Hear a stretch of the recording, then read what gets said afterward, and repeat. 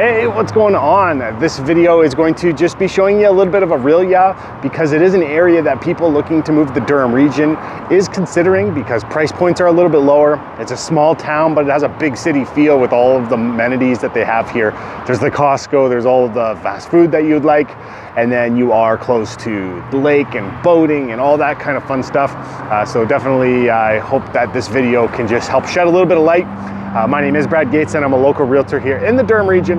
So if you are looking at moving out of the Durham region and you want to go somewhere up north or elsewhere, this could be an area that you could be considering. If you come here, you'll check it out and it might resonate with you the same way it kind of did with us.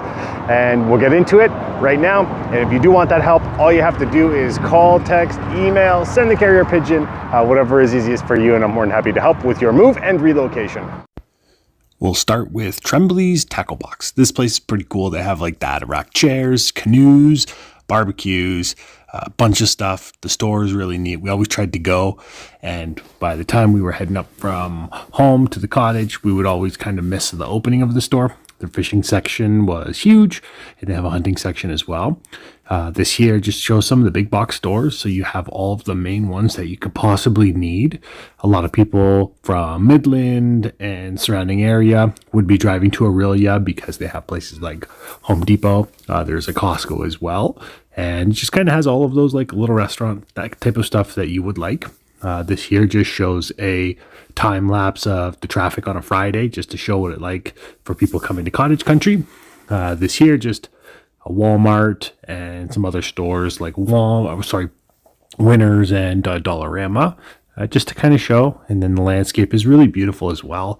This here is a subdivision on the West Shore, and it's just surrounded by green. It is kind of foggy because of the wildfires that have been going on. This here is an amazing grocery store. It's Country Produce, and as you'll see when we go in, it's very nice. It's really rare to see a produce section so well organized, especially on a busy day. This here is kind of as you walk in, you get into the produce section, then you have the bakery. A lot of those things we did want to try, but we didn't want to buy everything when we went in there. Again, this is just another angle when you walk in. They have a lot of like unique different things. The salad bar looked amazing. This here is the meat section for barbecue. They pretty much had everything. They have the PEI mussels that's there, and then that's like the breakfast section. Now you have the fish. So it's like they kind of have fresh everything. This here is the Ontario Provincial Police headquarters. And then here's another section of the headquarters. The helipad that's there kind of worried me a little bit when we were kind of there. I was worried I was going to be going into a no-fly zone. So this here is the headquarters for the OPP as well. And it's also a museum. So it's something that they have a lot of neat stuff kind of there. This is Highway 12 as you're heading north. And I always love coming over this bridge because you're just going over water. And it's really beautiful to see. You'll see jet skis such as that. And then you'll just see boats coming in and out. And it's just really pretty. One thing that you'll know about me is I'm not a huge fan of seaweed. So around docked areas, unless it's clear, I would not swim in it. All that stuff in the middle being seaweed, not for me. This here I thought was pretty cool with a covered marina for the boats. I got a little nervous flying the drone into here. I was just a little worried about it. You have time lapse here showing the traffic in the background, but then you just have that huge jumbo castle thing that was kind of in the middle. This is just the beachfront that you have as well. There's another one of those, not another one, the same one, different angle. You see the people kind of swimming away, and it's just really neat. I would have liked to try it, but we didn't bring our bathing suits for it, so I couldn't bring it. So to do a comparative on the house prices, we're just going to take a look at a traditional 4-bedroom, 3-washroom, 2-story double car garage detached home that is kind of sold in and around the last month, just to give you an idea of a home in Orillia comparing to a home in the Durham region. So obviously within the Durham region, there is going to be a difference between the areas. So we'll just use Whitby as a reference point because it's kind of right in the middle between Bowmanville and Pickering. So we will just kind of do that now, and you'll be able to see the statistics that I am being used, I guess, to pull this. So let's take a look at this right now. So we'll just go to Simcoe.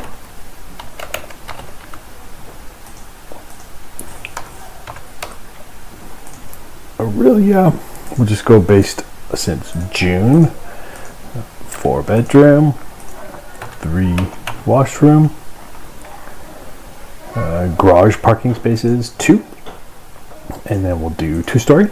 And so this is since June 1st, Simcoe and Orillia, and kind of pull this up, and you have this one that sold for $915,000. Just to give you a little bit of an idea. Newer home, not too old.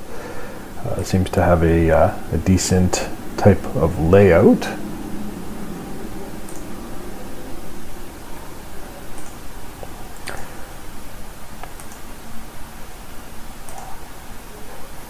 Decent kitchen, lots of cupboard space, open concept to the living room. So just trying to just give you an idea of a home within Orillia in terms of what would sell for a 4-bedroom, 3-washroom home and a double car garage.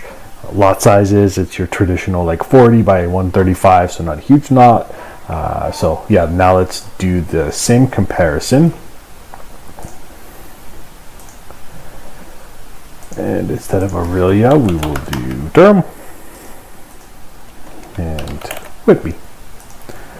There should be more because there's been more kind of traction. So there's been 20. So this sold for $950,000. So it's an older double car garage detached. The same with that one. This one here, Chefton. This is not too far from me actually.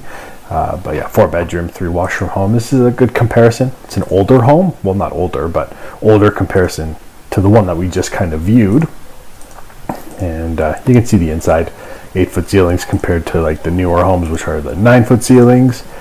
And yeah, so this sold for $1,120,000. And then something like this, again, on the older side, not super old. And then Bentonwood, so 4-bedroom, 3-washroom home. It's a little bit larger of a home, but it's on the older side. Let's try and just go through this one here. Medland, I think this would be a good comparison. $1,250,000. So similar style home, and it sold for almost $300,000 higher. Not too different of a lot size as well. So obviously that was a very quick and short comparison in terms of what you could get in Orillia compared to the Durham region, in this case with the Whitby area. So if you are looking at moving to Orillia and you're kind of comparing what you could get within Whitby, your dollar would get a little bit further in Orillia, but then you're going to have different things that you would need to be kind of questioning in terms of jobs and those types of things, because when you take a look at gas and food prices, a lot of those other cost of living things, they're going to be kind of similar. So let's kind of jump on to our next point, which is going to be the schools.